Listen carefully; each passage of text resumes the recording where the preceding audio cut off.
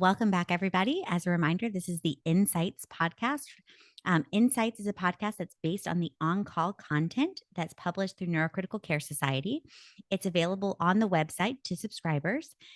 We are only going to focus on just a couple of the updates from these awesome chapters. So we really invite all of the listeners to check out the full chapters, which have a much more depth coverage.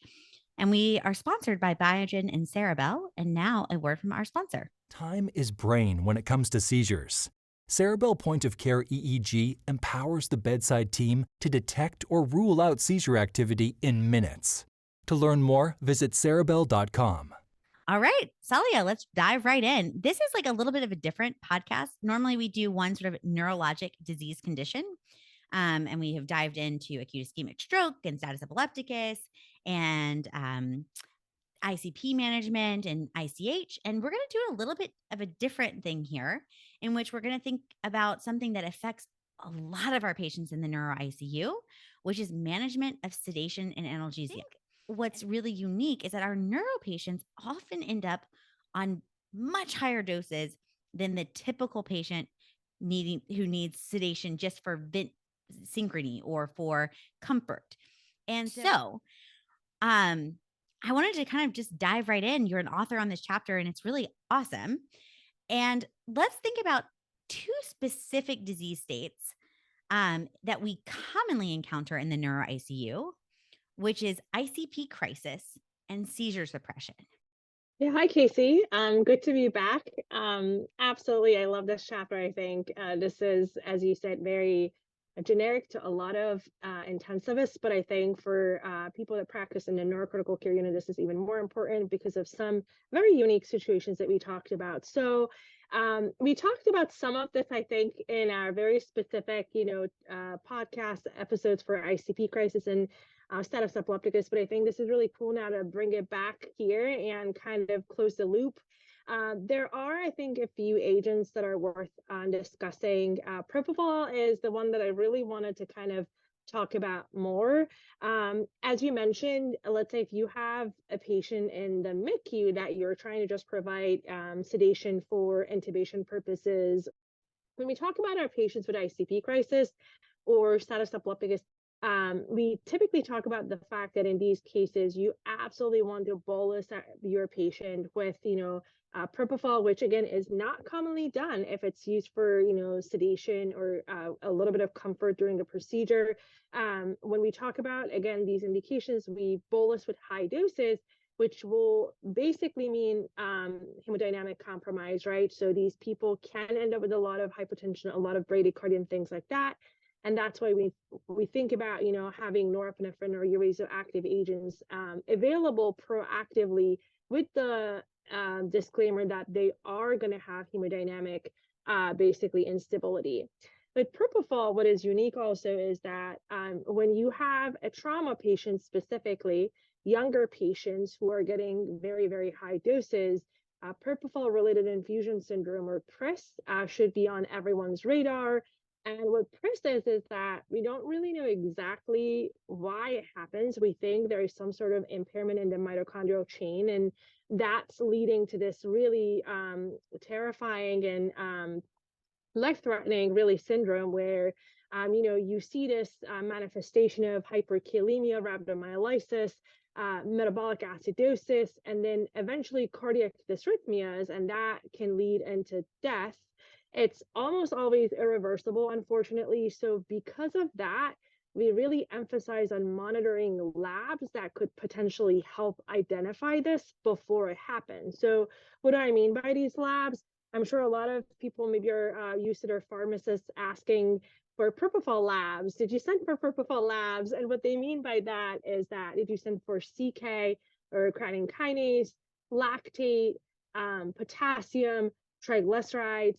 So those labs are very much important for proactively kind of seeing if PRIS is happening or not. You may also hear that people ask for amylase and lipase. That's really for a separate side effect of propofol, which is pancreatitis. But just to close the loop on that, in these patients that are getting high doses, PRIS is something to think about. Again, I quickly talked about this in the literature. It's been stated that, younger patients, African Americans, trauma patients, patients who are on vasoactive drugs, patients who are getting corticosteroids are higher risk. But it's something, again, you have to kind of think about it. Even if your patient doesn't have these risk factors, you have to be on top of these labs so you don't miss them.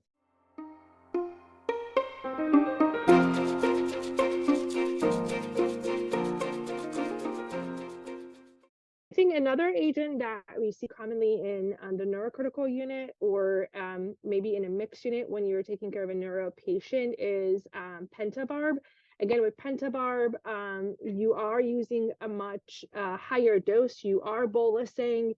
Cardiac compromise obviously is always something to think about. You absolutely have to have norepinephrine in the room if you're committing someone to a pentabarb coma.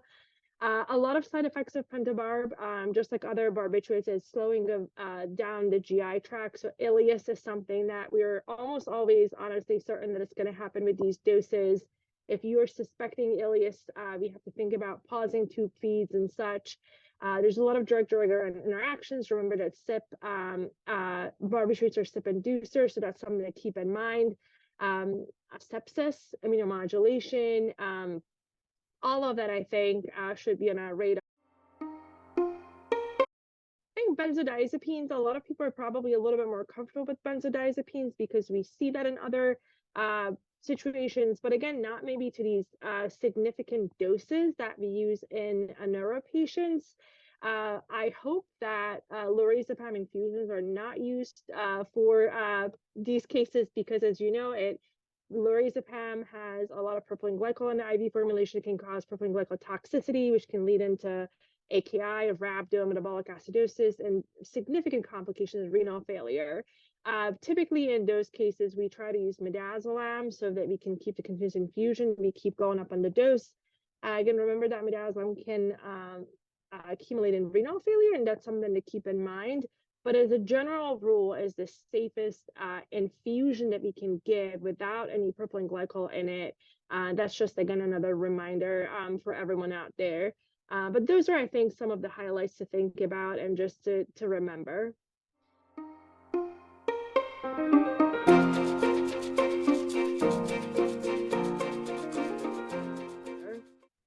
Got it. So propofol, when we're thinking about, these doses of 50 to 80, for extended periods of time, thinking about triglycerides, thinking about CK, thinking about hyperkalemia, and being really mindful of monitoring for those labs and those metabolic complications, knowing that it can cause lactic acidosis and muscle breakdown, and this kind of rare syndrome. And then pentabarb, drug-drug interactions, ileus, it's going to be a problem. And then finally, no Ativan infusions because that's just going to cause AKI. All right, got it. All right. The other thing I really, really liked about this chapter is that even though we are moving away from deep hypothermia for just your routine cardiac arrest patient, we still are using deep hypothermia in some cases. And even with more moderate hyperthermia and even just fever prevention, we still have patients that have shivering. And so, Salia, I was hoping you could walk us through what should we do for our approach to shivering in our neuro patients? Yes, absolutely. I think it's important to talk about this bedside shivering scoring tool that, kind of allows our nurses and our clinicians to assess the degree of shivering at bedside. It goes from 0 to 3. So 0 means no shivering at all, and 3 is the worst shivering that you can have. And the idea behind, sedatives and painkillers is that obviously it can technically help with changing the threshold of shivering, meaning that you basically will start shivering at a lower temperature, which I thought was fascinating. Now, why is this scoring tool important and helpful? It's important because when you have a lower degree or a milder degree of shivering, you can give a drug that correlates with that degree of shivering. For example, in the book chapter that we have, and also in the Columbia Protocol, which I think is really the Bible of treatment of shivering, we talk about how acetaminophen can be given in mild cases.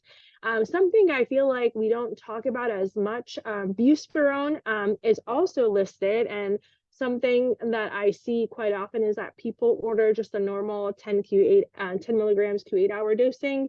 It's important to note that the dosing for shivering is a higher dosing. We typically talk about 30 milligrams Q8 for this indication. And then when you get to mild to moderate cases of shivering, opioids are actually very effective. And also dexmedetomidine or Precedex.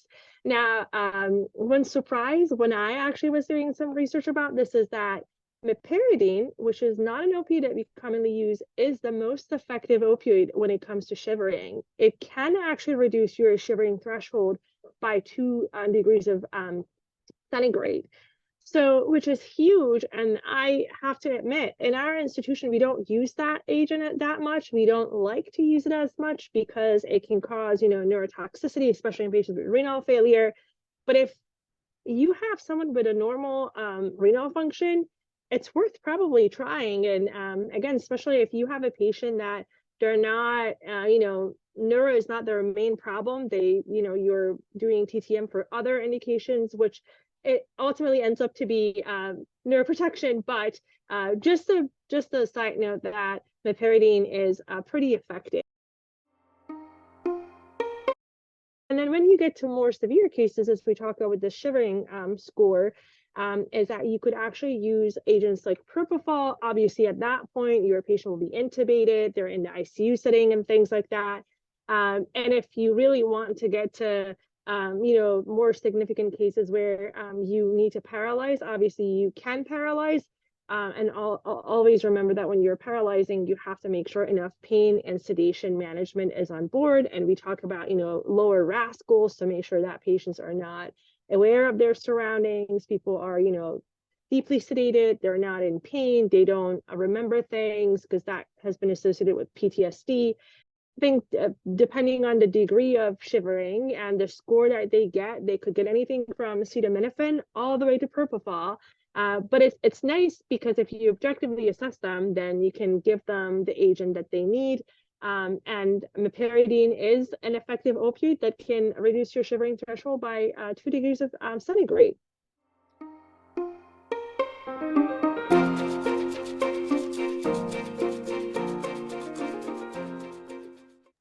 That's awesome. I think that this is a commonly encountered problem, and it is really nice to use that stepwise approach and an objective scoring criteria.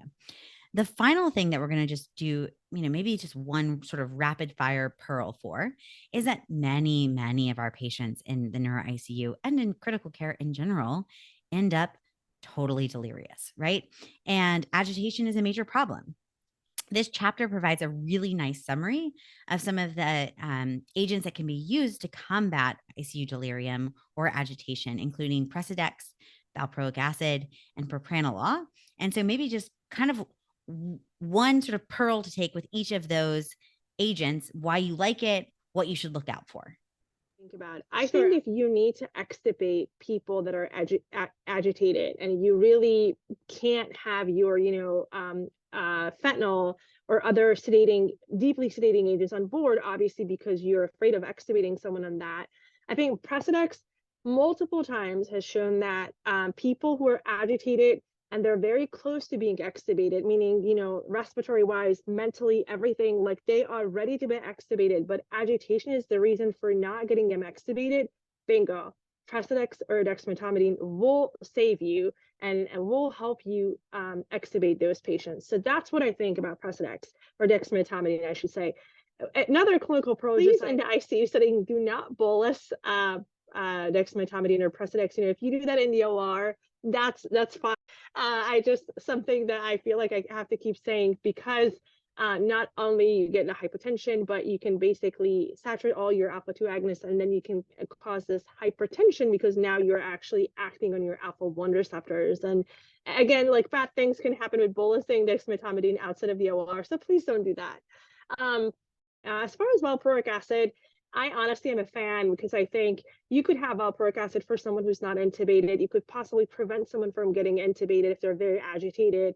The way I like to dose it, I think, and we have it in the chapter, initially you need a loading dose, especially if someone's very agitated. 20 to 30 mg per kg is what we think about. And you heard that right. It's really kind of close to seizure and status, loading doses. And then you could start anywhere from 250 to 500 Q8. Obviously, you have to make sure thrombocytopenia is not a problem. Hyperammonemia may be an issue. But again, if your patient's mental status isn't very altered, I wouldn't chase that. Do not send for serial ammonia levels. And remember, usually these patients, when they end up on valproic acid, they're not going to be like seizures patient that you are going to keep them on it. Studies that we looked at and what we put in our chapter, we talk about 3 to 7 days. So these are short term, kind of getting them through this acute phase that they have ICU delirium, they're agitated because they have all these other things happening to them. So that's just one thing to keep in mind. Propranolol is, I think, a very interesting idea. I think it's because it's so lipophilic, it crosses the blood-brain barrier. It can be helpful with reducing norepinephrine central kind of secretion, and that can help with, kind of getting that itch off. So it's been nice. I think it has its utility. Obviously, you have to make sure your patient hemodynamically can tolerate that, because it can cause hypotension and bradycardia. I really like it in people that are also qualified for a beta blocker at baseline. I kind of want to switch, their actual beta blocker with propranolol for that time frame. There is no specific dose that I could recommend for this specific indication. I think what we have in the chapter is 10 milligrams Q8, and you kind of see how they tolerate. You can obviously always add more, but we're afraid of starting high and kind of causing issues with high doses initially.